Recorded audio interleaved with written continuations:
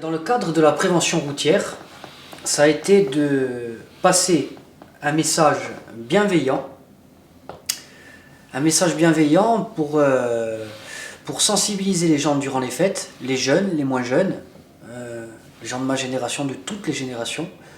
Et ça a été un honneur pour moi, déjà dans un premier temps, qu'on me demande de réaliser cet ouvrage. Parce que c'est ce que je m'efforce à faire déjà au travers de mes ouvrages, de mes fresques, tout ça, c'est de diffuser des messages. Et là, je trouvais que le message, il était important. Les fêtes, c'est important, comme tout le monde. J'aime faire la fête.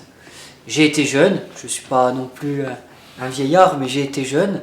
Et j'ai une petite fille. J'aime passer des messages, oui. Après, on ne choisit pas. C'est pas moi qui ai décidé qui me suis soustrait à cette mission en disant je fais passer des messages. Non, ce sont les gens qui décident. Oui, actuellement, oui, j'ai cette chance au travers de mon travail de pouvoir faire passer des messages et qu'ils soient appréciés.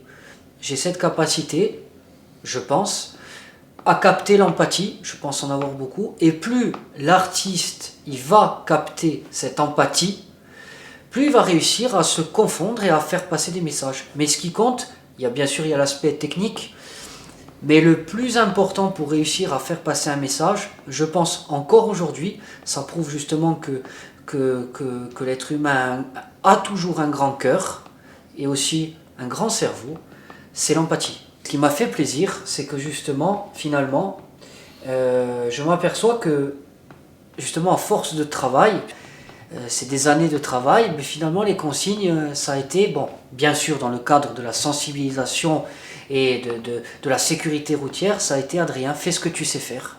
C'est-à-dire, fais-nous quelque chose qui transmette de la bienveillance.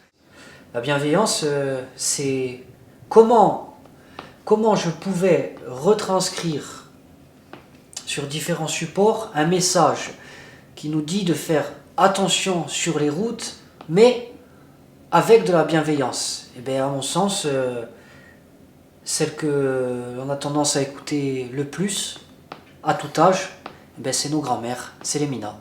Donc pour moi, ça a été comme, comment pourrais-je faire pour que ce message soit perçu de toutes les générations? C'était évident, c'était la mina.